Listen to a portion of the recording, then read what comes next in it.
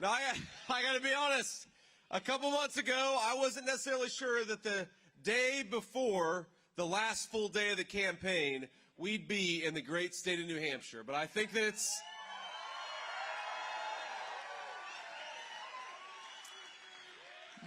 suggests that what we're doing is expanding the map. We're bringing new voters into this coalition, and for the folks in New Hampshire who want to live free, we are the only ticket in town. Donald J. Trump is the only president for you.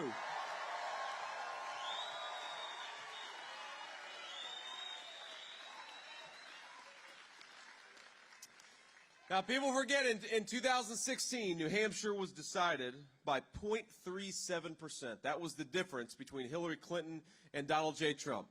And I think what's different this time around is that we have seen for the last 4 years the incredible failures of Kamala Harris's governance and the way that it has affected people in this great state as much as anybody else in the union. I've heard already since I've been in the state of New Hampshire about the terrible toll of Kamala Harris's open border, about the migrant crisis that has made its way hundreds of miles from the American southern border right here to the state of New Hampshire. I hear from New Hampshire families who can't afford the cost of groceries, who can't afford to buy a home. And I think our message in just 2 days to Kamala Harris is going to be very simple, and my running mate loves to say it. You are fired. Go back to San Francisco where you belong. We don't want you in the White House.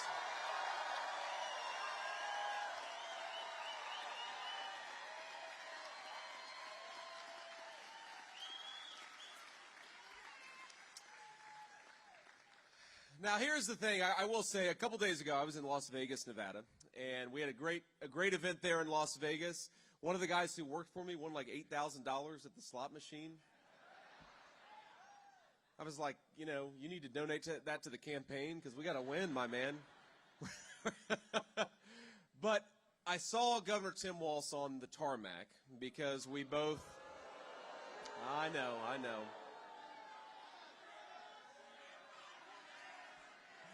And I know we have a lot of folks who are the praying type in this room, and we're thrilled, of course, to have all people of faith on. That's right, Jesus is King, and we're proud to say it.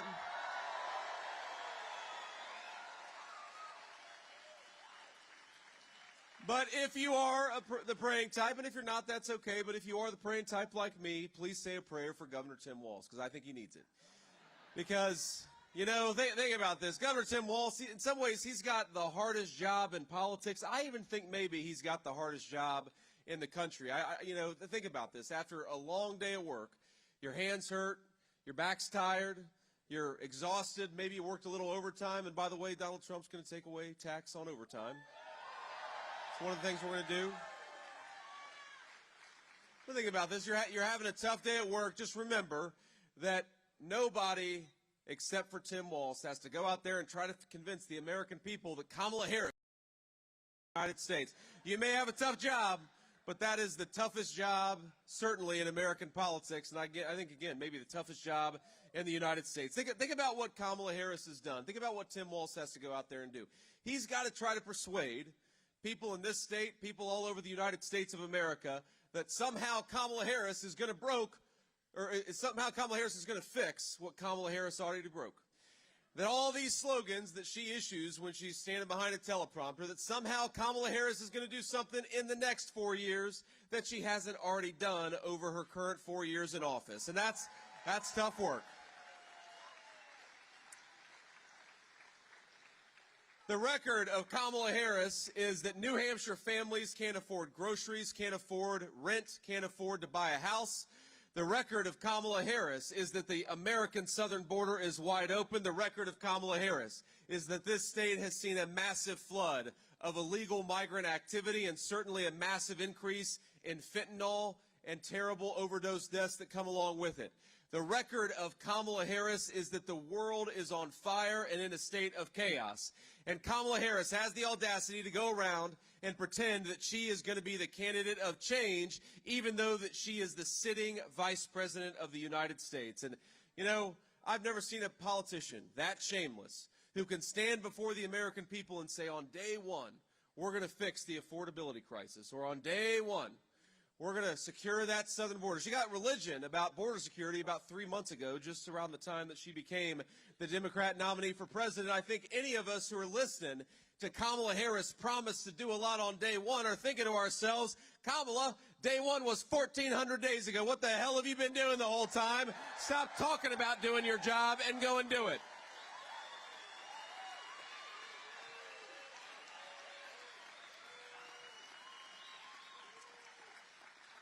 You know, inflation under Kamala Harris's policies have cost the average New Hampshire family about $30,000. $30,000 just to afford what New Hampshire families could have afforded 3.5 years ago when Donald Trump left office. We've got gas prices in New Hampshire are up 37%. Our fellow citizens' credit card delinquencies are over 9%, which means about 1 in 10 of our fellow citizens can't afford to pay their bills. And just a couple of days ago, the jobs report, while Kamala Harris runs around the country talking about how the economy is doing good, the jobs report just a couple days ago said that the American economy lost 28,000 jobs in the private sector. But we created a lot of jobs for government bureaucrats.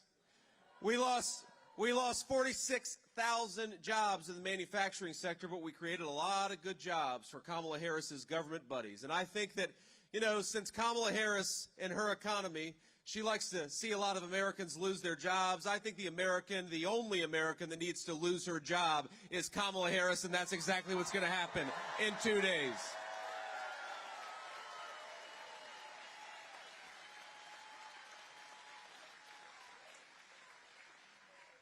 And it's, you know, it's unfortunately, and it's hard to even believe this is true, but it's not just fentanyl that's being trafficked across the southern border. As you all know, it's fentanyl that's being trafficked across the northern border too.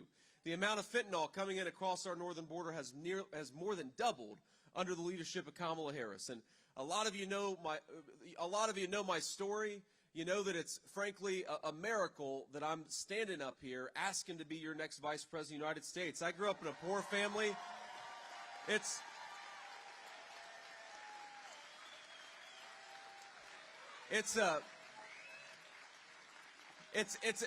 a great testament to the grace of God, but also to the generosity of the American people that I'm standing up here.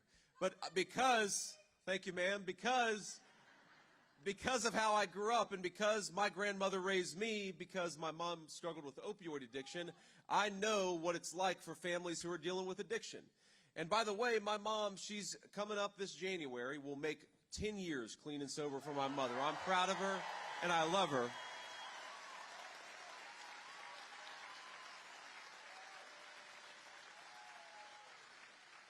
But you know, the reason why we got that second chance with my mom, I really believe, is because, thankfully, when she finally got clean 10 years ago, the poison that's coming across our border today, thank God, was not coming across the border 15 years ago, wasn't coming across the border 10 years ago.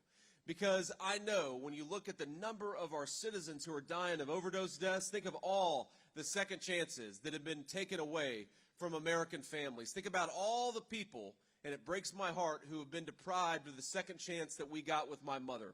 And I think that if we want to give more of our fellow citizens second chances, and we do, we have got to do the job that Kamala Harris refuses. We got to close down that border and go to war against the drug cartels.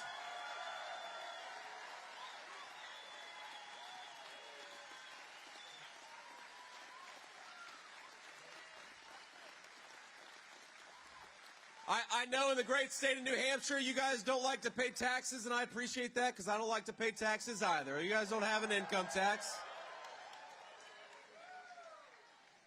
But it's funny, you think of 4 years under Kamala Harris, she has sent the IRS bureaucrats to the tune of 87,000 new IRS agents to wage war on American citizens, on small businesses, and on working people. And I happen to think that we ought to have a president who wages war against the Mexican drug cartels and leaves you the hell alone.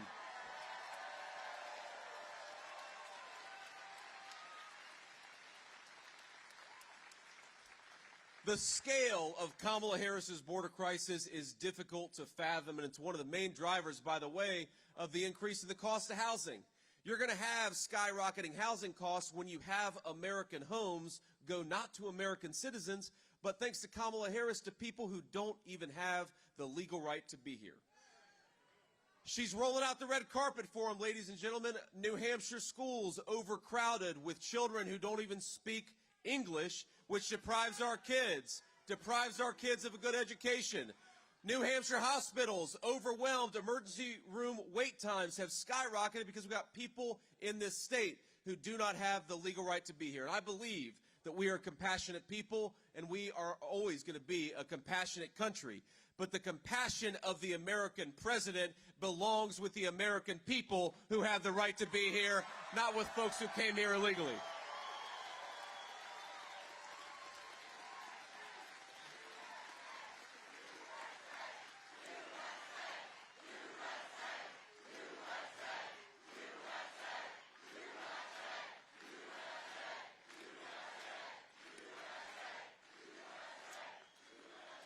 So while Kamala Harris wants to roll out the red carpet for illegal aliens, while Kamala Harris wants to give them Social Security and Medicare benefits paid for by American taxpayers, you know, President Trump and I have a different message. Pack your bags. In 3 months, you're going back home.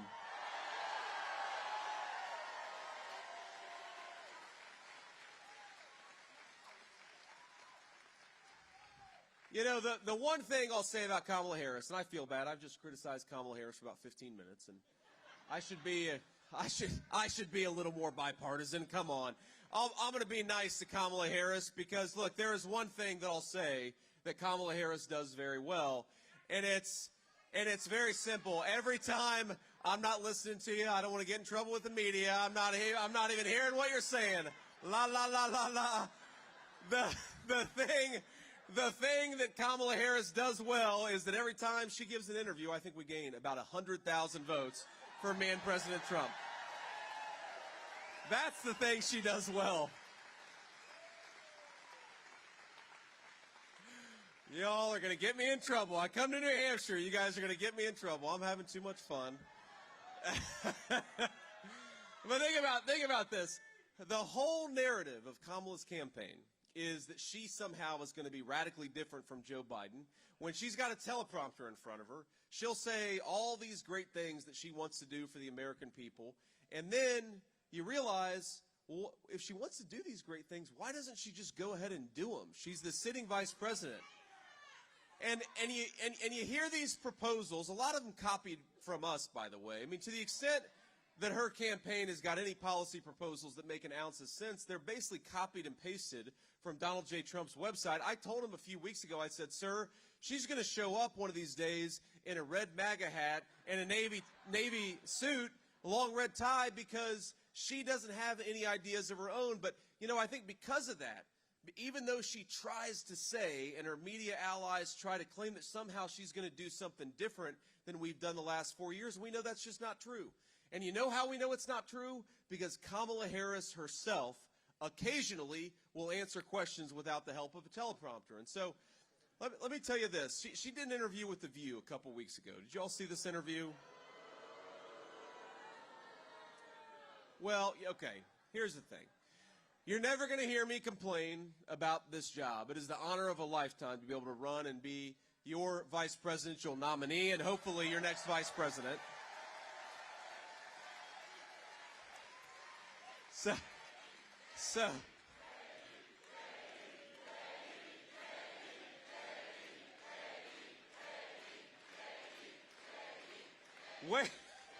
where is the open bar? You guys are, this is a good crowd. But, so you will never hear me complain about running for vice president save this one time, because here's the sacrifice that I do for all of you. I watch Kamala Harris on The View so that you don't have to.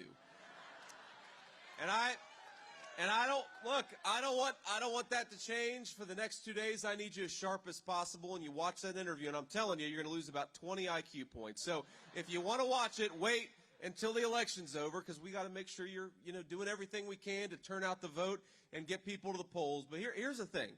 So she gives this interview, and they ask her, What would you have done differently over the last 4 years? And she says, nothing comes to mind.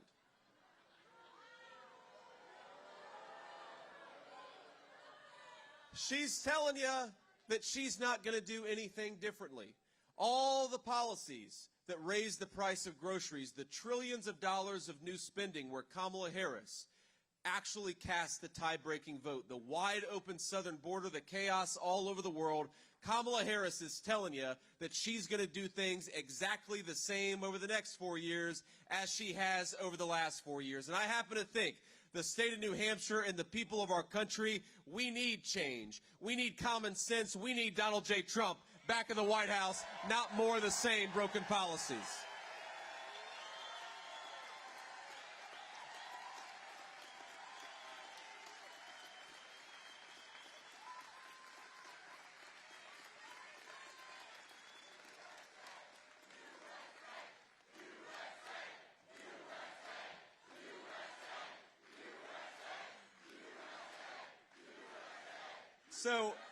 So let's just compare the policies, the proposals of Kamala Harris. When she's not copying from us, what is she actually saying that she wants to do for the people of New Hampshire? Well, number one, she's bragging. She's bragging that she wants to raise your taxes. She's going around saying that the Trump tax cuts that put more money in your pocket to the tune of thousands of dollars per family, she wants to get rid of those things and raise your taxes. We already know she wants to sick 87,000 IRS bureaucrats after the people of New Hampshire, and she's going to double down on those policies. She's telling us she is. Meanwhile, Donald J. Trump, you know what he thinks? He thinks you ought to keep more of your hard-earned money. Which is why he said we're not going to tax overtime, we're going to stop taxing Social Security, and we're going to let the American people keep more of their hard-earned money.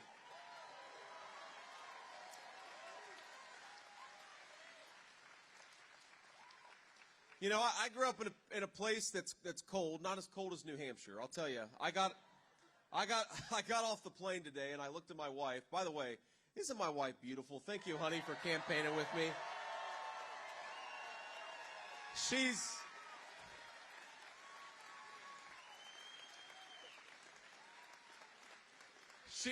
my best friend, and it's great to go around the country and get to do this with your best friend by your side. But I get off the plane and I say, honey, it is cold out here.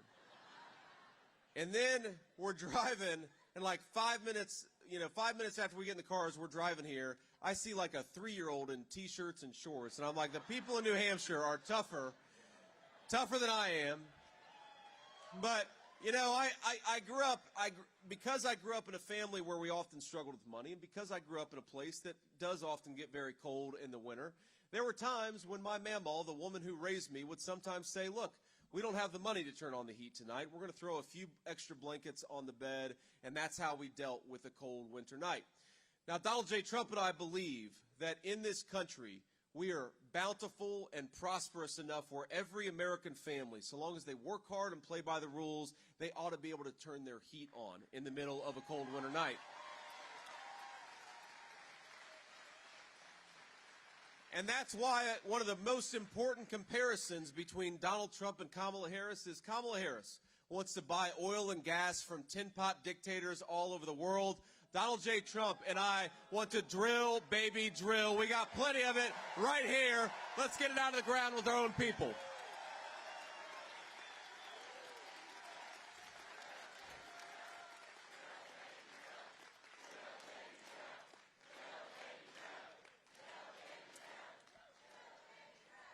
And speaking of cold, I know we've got some folks. We've obviously got an incredible crowd in here. I know we got some folks outside who couldn't get in. I believe they can hear us because we put some speakers out there. We just want to tell you, we love you all. We're grateful that you came, and get out there and vote on Tuesday. And let's just talk about the stakes.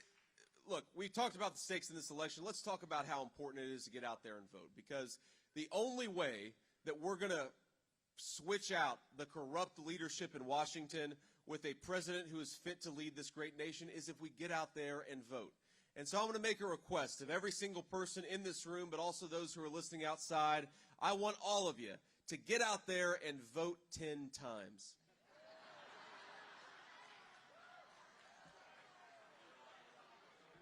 Guy up here, he's like, this is not a Kamala Harris event. We only vote once here. We do it the legal way. Here is how we're going to vote 10 times the legal way. I want you to get yourself to the polls on Tuesday, and I want you to take 9 of your friends and family with you. That's how we vote 10 times.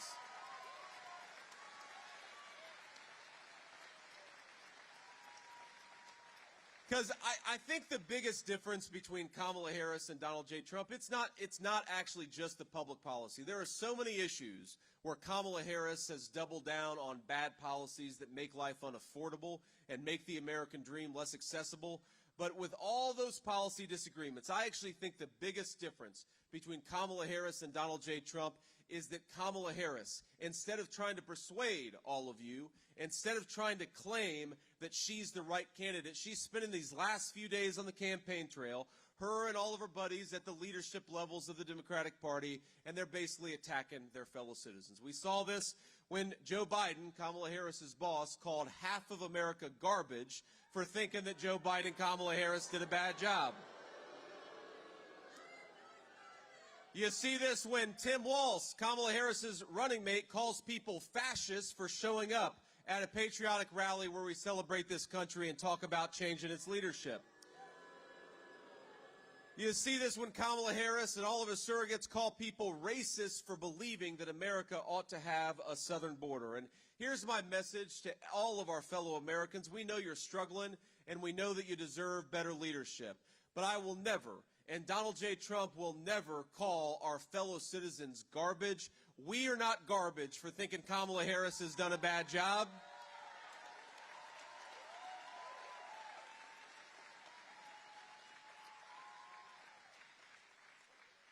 But while we're not garbage for thinking that Kamala Harris has done a bad job, I think in a couple days the voters of New Hampshire are going to take out the trash in Washington, D.C., and that person's name is Kamala Harris.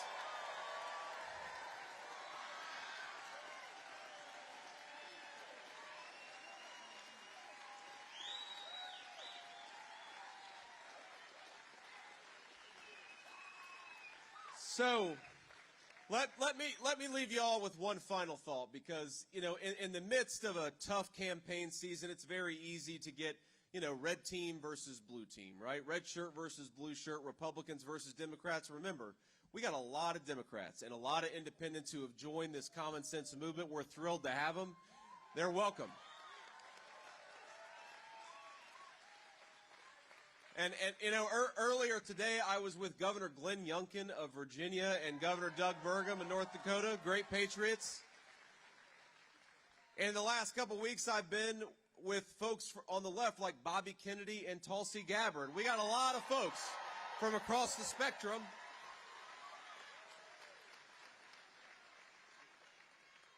But what we're really after is not just beating Kamala Harris. As fun as it's going to be to beat Kamala Harris, trust me, I'm going to enjoy it more than any person in this room.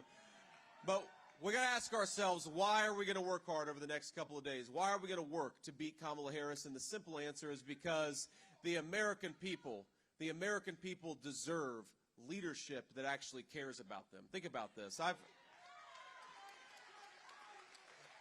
talked to veterans in the last couple of weeks who are so excited about voting for Donald J. Trump because they saw a generation of their buddies maimed and wounded by corrupt leadership using our troops as the policemen of the world. Donald J. Trump and I believe we got to use America's troops for America's national security, not anybody else's.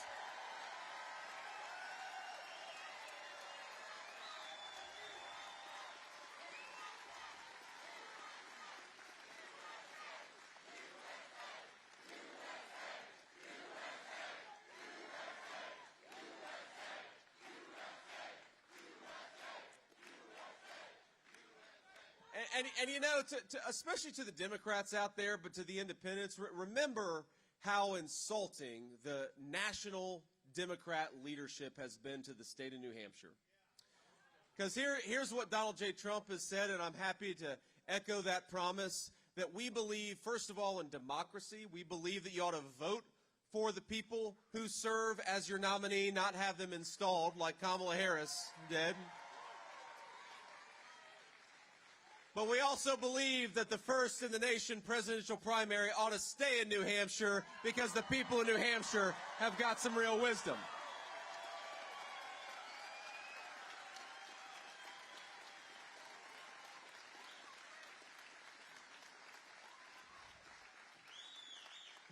But my friends, again, my last thought here is that our citizens deserve so much better than what they've gotten from Kamala Harris over the last 3.5 years. You know, I met a woman not too long ago who told me, she was a retiree, told me that for 40 years she and her husband had done steak night every Friday. That was their special little ritual. But last year they stopped doing steak night because Kamala Harris, her policies had made grocery prices so unaffordable that they couldn't afford to do steak night. I've talked to a lot of moms and dads over the last few weeks, parents who lost children to fentanyl overdoses because their kids do what a lot of teenagers do.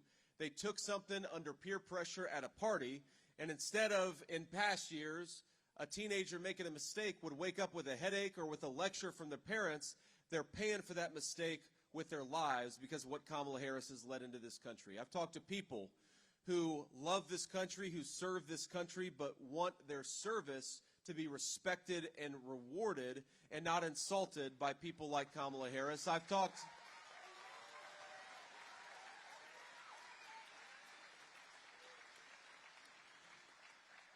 to the families of the 13 brave Americans who were killed in Afghanistan a little over 3 years ago, and you know what?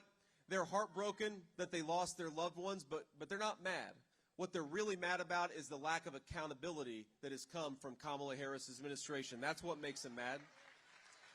And I think about all these people who have lost loved ones, people who are worried about buying a house or affording groceries, people who just want to raise their children or their grandchildren in safety and security and prosperity. And I think to myself, we've got the best country in the world. We've got the best people anywhere in the world. The only thing that is broken about the United States of America is Kamala Harris's broken leadership.